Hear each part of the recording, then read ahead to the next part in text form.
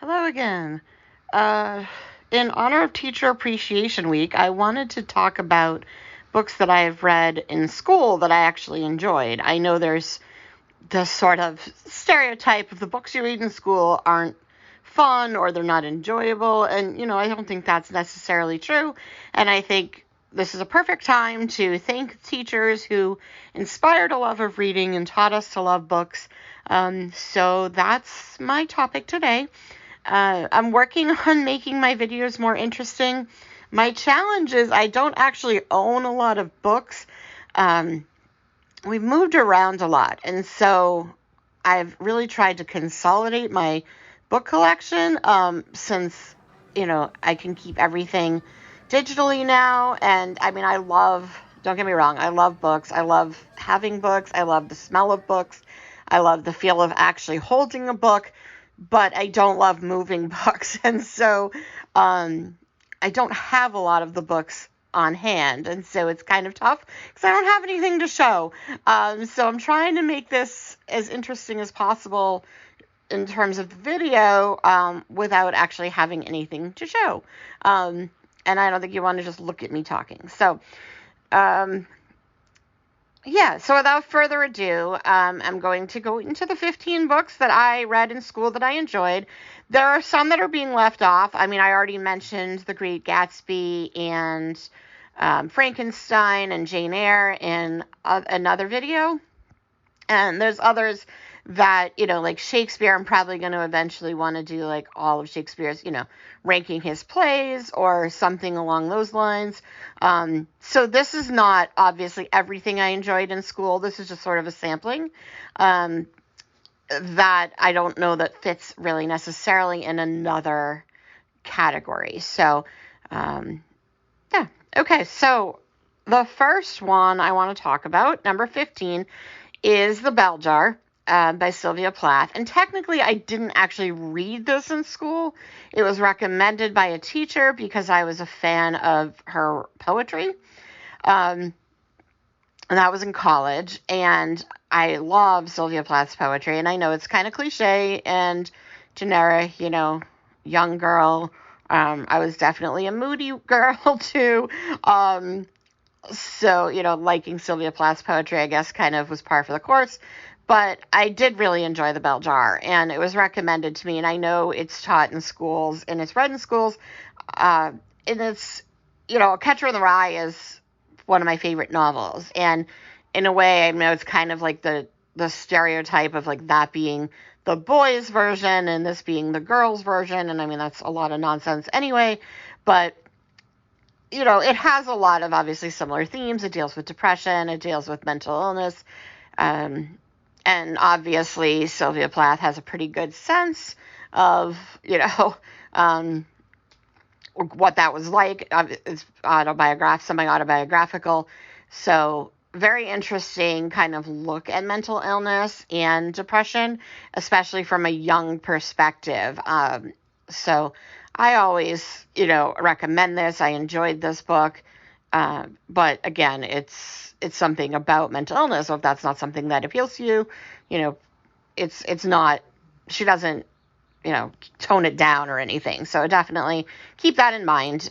She addresses her experience, which, in the, I think 50s or early 60s, that included electroshock therapy and, things that we wouldn't necessarily do today. So keep that in mind if you do decide to read this.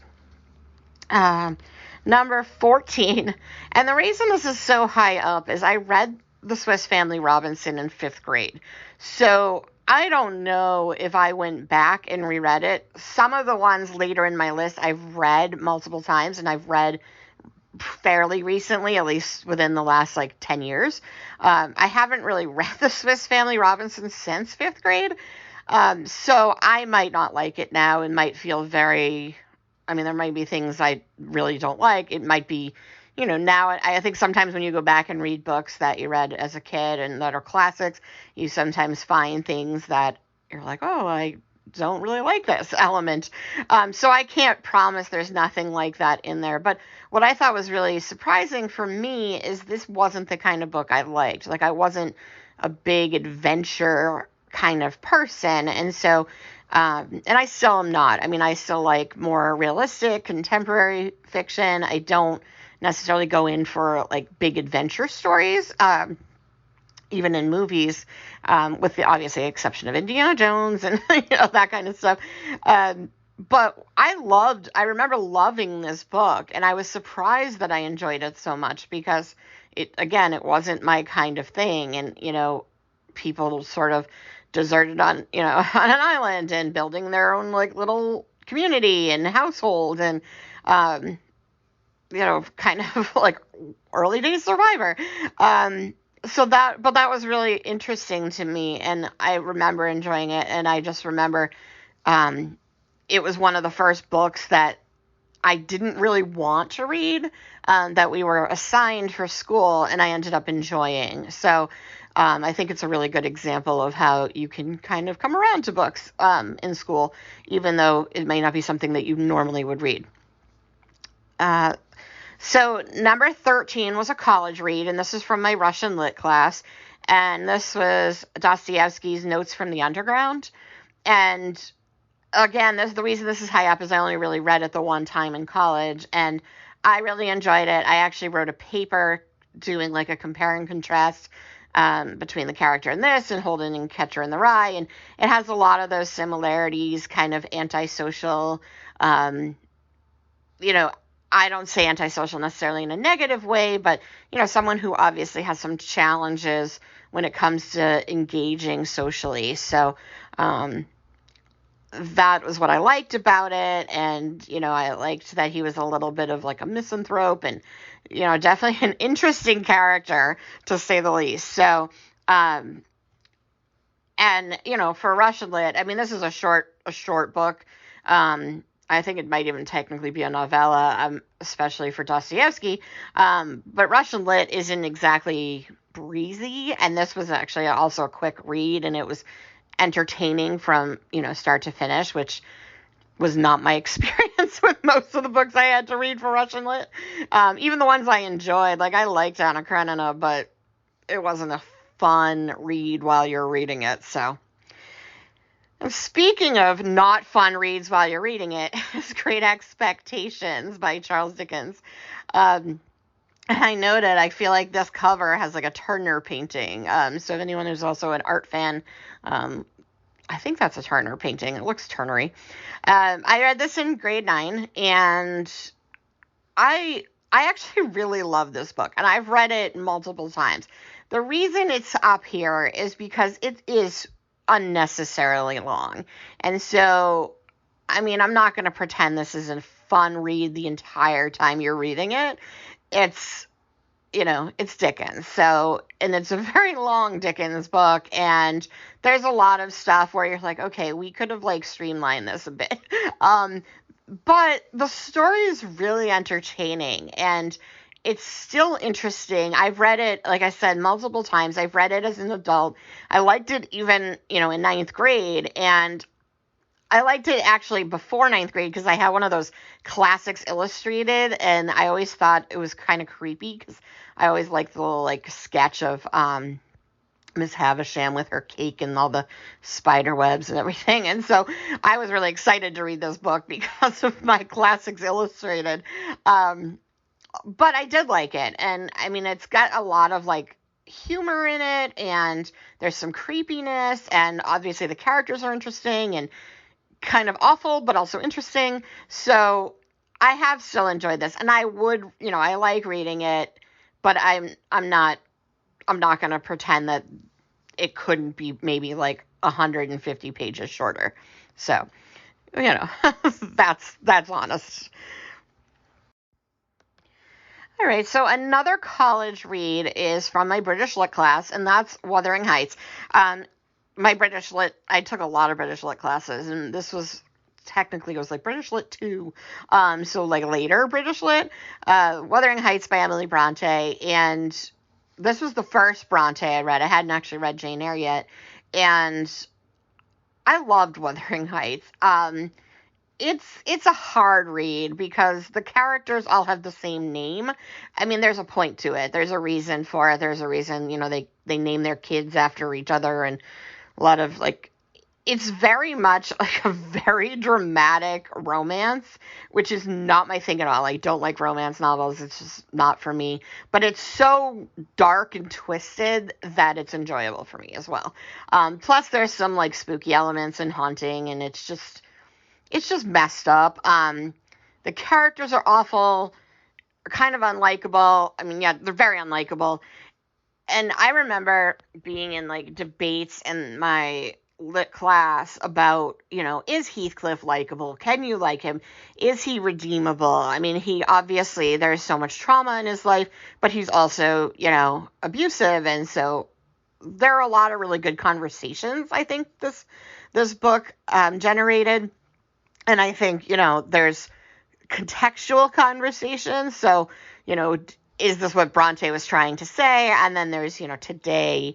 And I think this is also one of those books that really kind of gives you that look at what was the author maybe trying to say and what was her perspective and what is our perspective now, with more knowledge about psychology and so on. So, interesting, conversation piece. Also, just kind of creepy, and the mood is really nice, and I like that. I just like how it's just dreary feeling. Very much a fall read. And then number 10, I read in 10th grade, and this is Siddhartha by Hermann Hesse. This is the story of the Buddha, basically, but it's told in like a really short, easy kind of read. And I took a class on Zen, and this was one of the books we had to read, and I enjoyed it. I found it way more appealing than I would have expected, and, I kind of thought it was going to be this boring sort of religious text, and obviously it's not, and it's like a coming-of-age story about the Buddha, so it's just very interesting the way it's approached, and I enjoy this. I still really like it. And also, I feel like a lot of, when you look back at like the classics, and especially, for people my age, they're very white male. And so this was, I'm pretty sure Hermann Hesse was a white man too, but at least it was in like a culture, and it was something different. It wasn't just reading about like European people doing European people things. So it's kind of interesting as well, because there was a little bit of variety there. So that I liked too. And okay, so moving on to number 9. I read this in 8th grade. This is a separate piece by John Knowles, and I've read it multiple times since, and it is definitely dated in a lot of ways. But it also is a really, I feel like, an honest look at friendship in adolescence. And so clearly there are things that are not going to apply to people now. I mean, there's this whole thing with like, there's just a lot of drama that wouldn't really happen now. And also, it is about like some kind of spoiled kids at a boarding school. So it's not super relatable, but I think if you take out the specifics and just look at the story, it is a really interesting story about friendship, about how much of ourselves we give to our friends, and then how much our friends kind of take from us and give of themselves as well. And, what makes a friendship healthy, how much give and take should there be? At what point do you start losing your entire identity because of a friend? You're, trying to be like them. So there's a lot of really relevant topics and themes here, even if I feel like the specifics may be a little bit dated for readers today.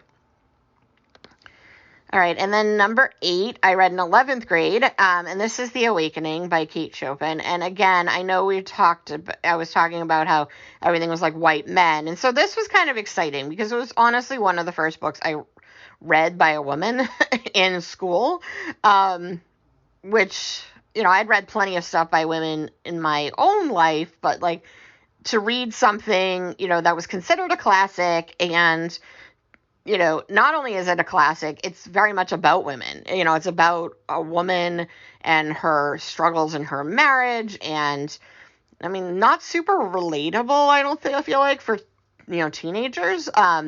Although I did enjoy it, and I think, as I get older, I appreciate it more.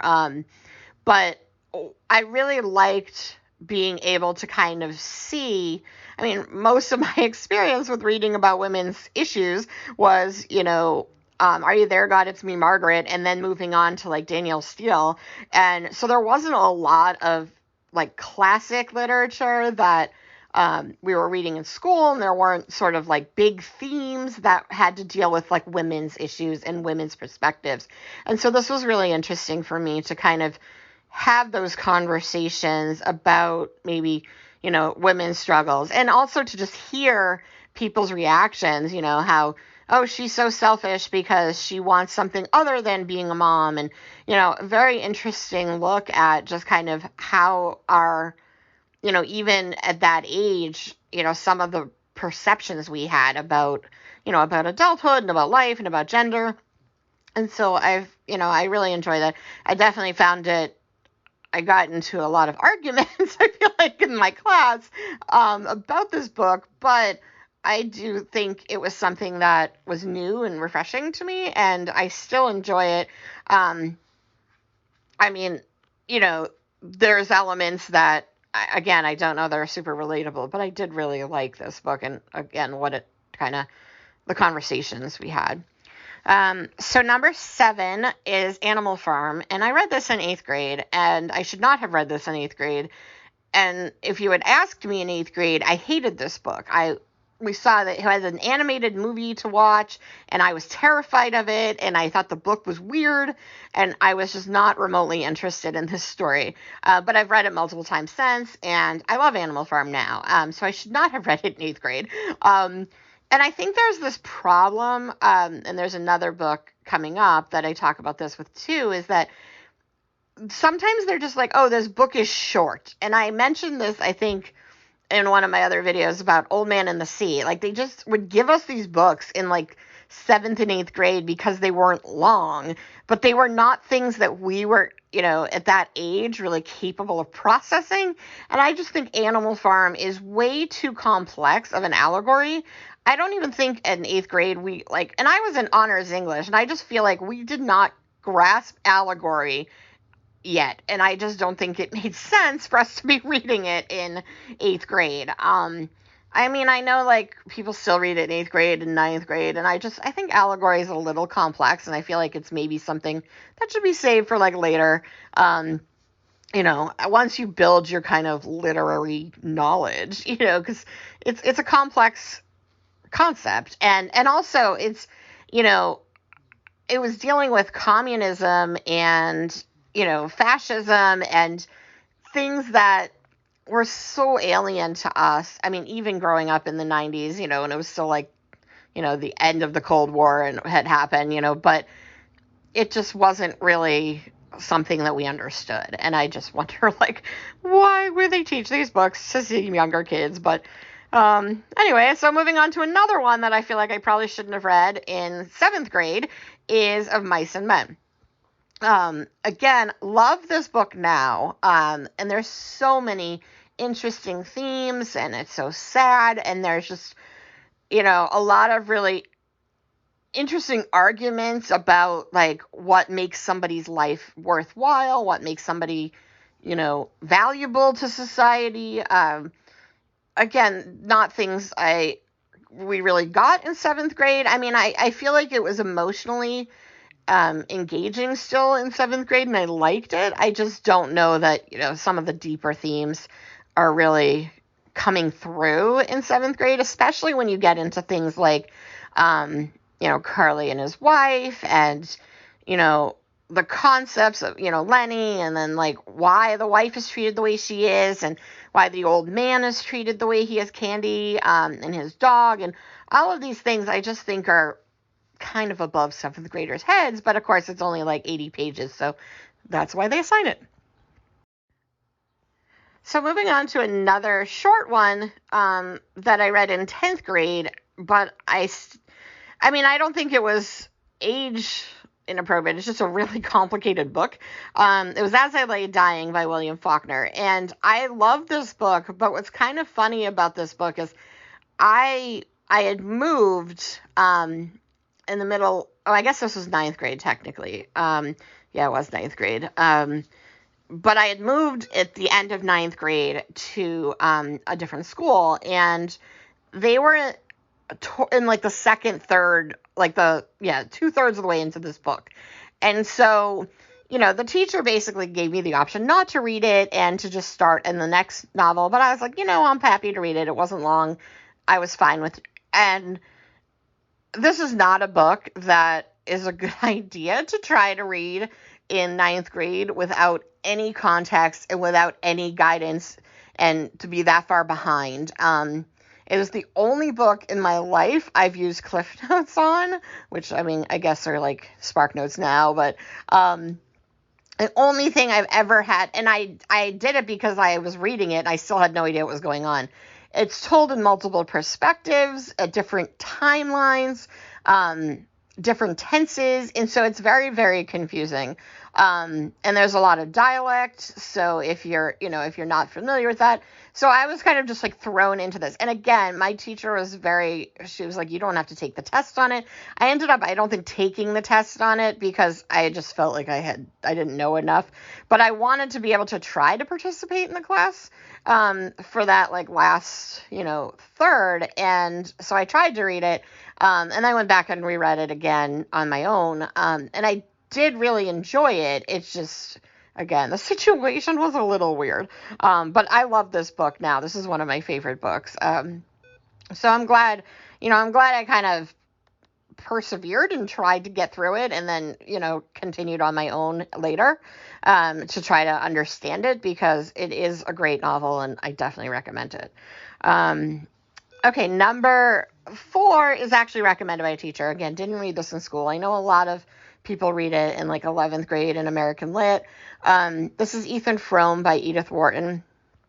And the reason it's so high up, even though technically it wasn't something I read in school, is it was a recommendation. And it's just such a phenomenal novel. It is fairly short, and it's one of those stories that really sticks with you. Like when I was reading it, I was like, this is fine. It's good. And then later I just like kept thinking about it, and I kept thinking about how many like conversations you could have about it. And, I kind of wish I had read it in school because I feel like this is very much a discussion kind of book. There's so many conversation points and so many themes that are worth kind of delving into. And so, and if you want to read Ethan Frome and you haven't read it, I definitely recommend waiting until like the winter, especially if you live in a place with snow. It's a great sort of like bundle up when it's snowing outside type of book. So, just a recommendation if that interests you. And then number 3 is Paradise Lost by John Milton. Again, I read this in British Lit. This was my early British Lit, sort of it was like the early parts, first half of British Lit, I guess. Not a novel, technically a poem. If you haven't read Paradise Lost, it's definitely complicated because obviously it's a poem. But this is so fantastic. It's so beautiful, and it's really foundational to literature. There's so many novels that pull elements of Paradise Lost. There's so many references to it in film and entertainment. If you've read his Dark Materials, it's, based a lot on Paradise Lost. And, if you're not familiar with it, it's the story of Satan falling from, Lucifer falling from heaven and essentially tempting Adam and Eve.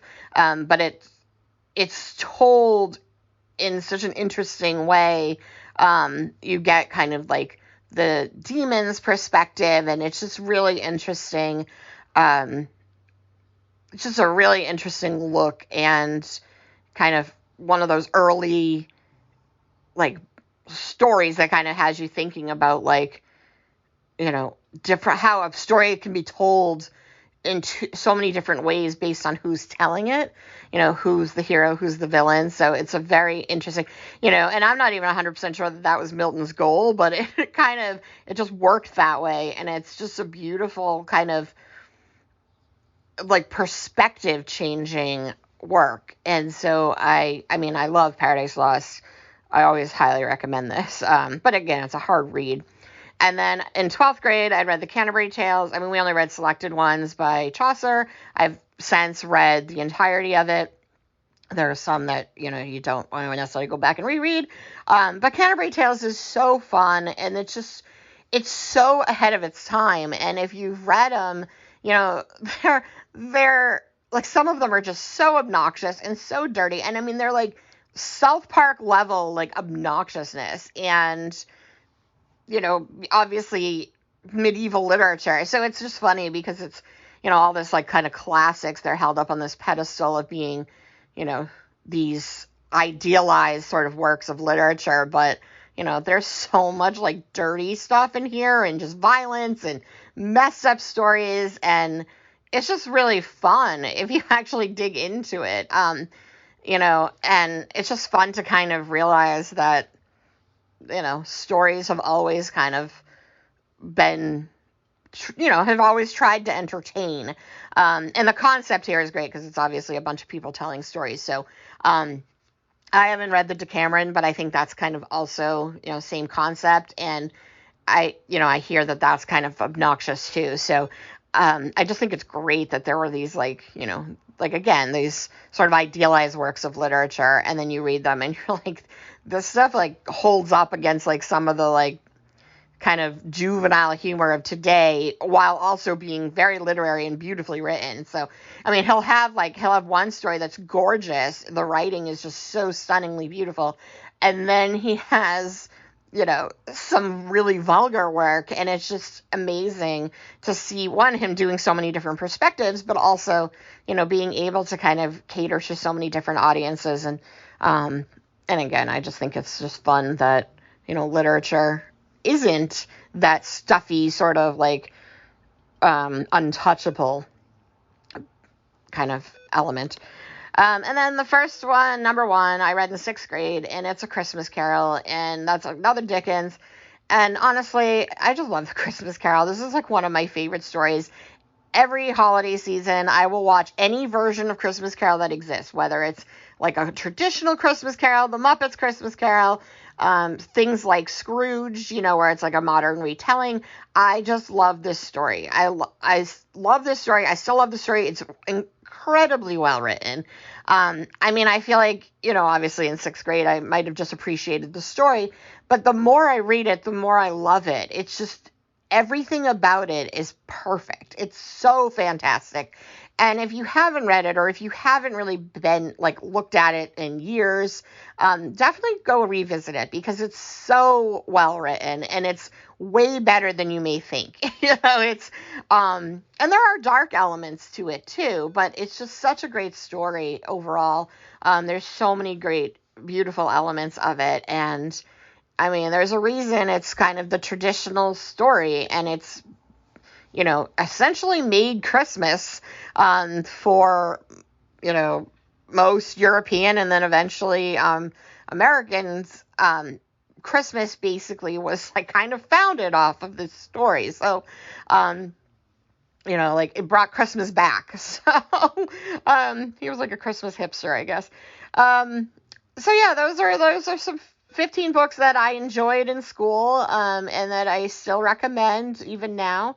And so thank you. And again, thank you to our teachers, because it is Teacher Appreciation Week, and teachers are super underpaid and undervalued, and they deserve way more respect and appreciation.